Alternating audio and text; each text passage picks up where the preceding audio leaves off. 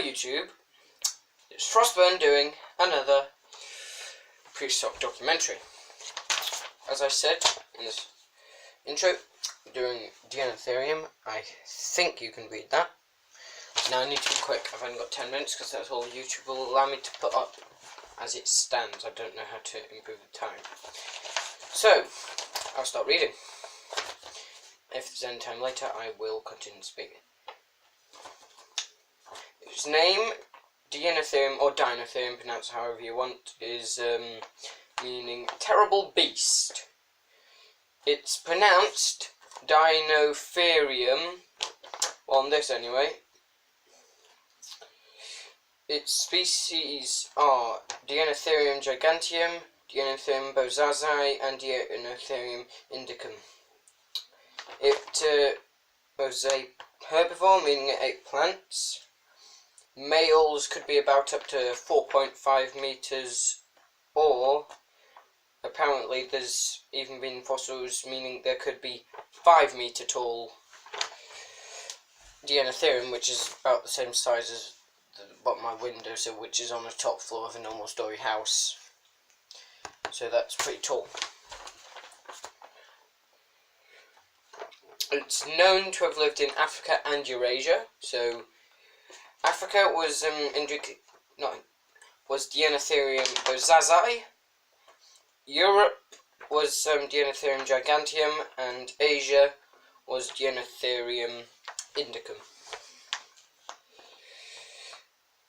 The time period they were going on through the Miocene into the Pleistocene. Possibly the Deinotherium bozazi may have died out at the very beginning of the Pleistocene. Of the Pliocene, sorry. I'll start to read here. Although the name Deinotherium translates to mean terrible beast, this definition somewhat belies the true nature of Deinotherium as a prehistoric elephant. Compared to today's living elephants, however, Deinotherium is the type of genus more distinctly related to the group of Deinotheres. Deinotherium remains one of the largest elephants in fossil record, rivaling even the big mammoths such as the huge mammoth imperiator, the imperial mammoth, and being only just beaten by M. mammoth sungurii. However, the later mammoth species has been since questioned, may yet be shuffled to M. mammoth trogontheri, the steppe mammoth. The only terrestrial animal to have been confirmed definitely larger than Deinotherium was the gigantic Parasauritherium, also known as Indricotherium. The two things that make Deinotherium stand out from amongst other elephants is the two downward pointing short tusks that are curved in an arc that see the tips pointing towards the front feet, and its head is when its head is horizontally carried. The head is interestingly level, as you will see in this picture, which is different with other elephants. See, flat head.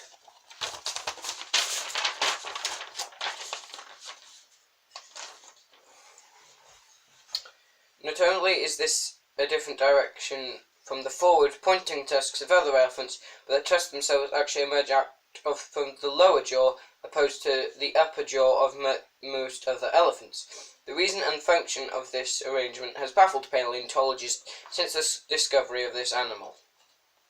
In fact, early reconstructions often had the jaw placed upside down, so the tusks looked like they were pointing in the right direction.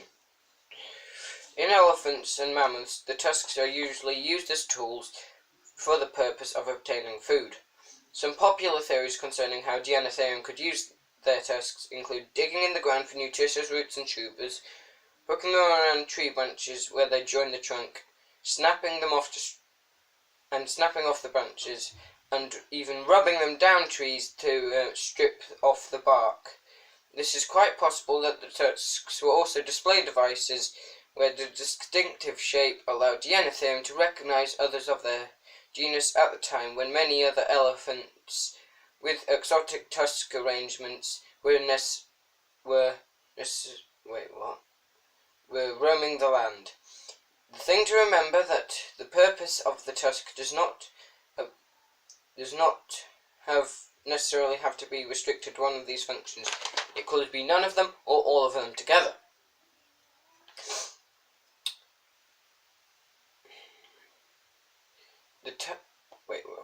I'm sorry, I'm screwing this up really bad.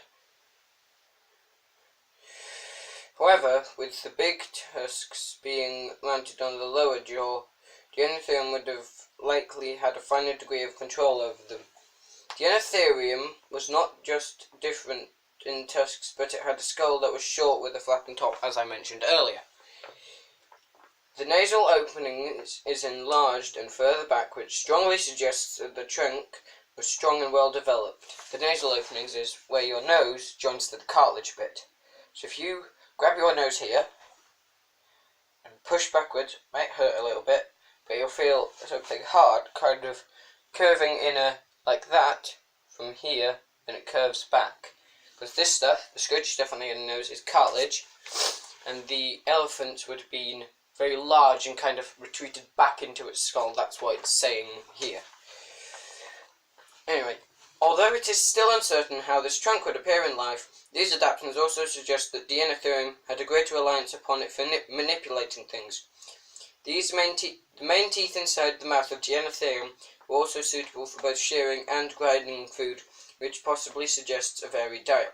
Each type of Deinotherium giganteum, which was first discovered in Europe, but the later species of Deinotherium bozazi have revealed that an African origin is where they truly came from. From here, Deinotherium radiated out towards Europe and Asia, where it became one of the most successful mammals until the end of the Pliocene. By the end of the Pleistocene, the Deinotherium populations of Europe and Asia seem to have disappeared, quite probably as a result of changing habitats which were brought about by global change towards a colder climate. The last populations of Deinotherium held out in Africa, where they survived until around 1 million years ago, Middle Ion of the Pleistocene. I'm just going to cut here and get some more stuff. I'm back with my comparison between modern-day elephant and Deinotherium. Deinotherium was a lot bigger. It was the same height as giraffe, but imagine it with the bulk of an elephant that's kind of scaled up. They would have probably been, I'm not sure, but I feel like the modern day elephant may have been around at the same time, but I'm not sure.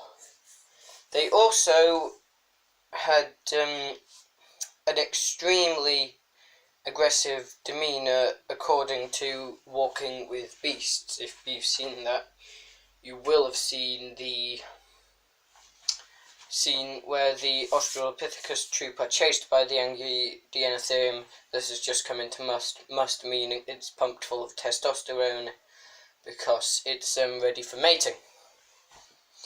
Anyway, I think that should wrap up this video.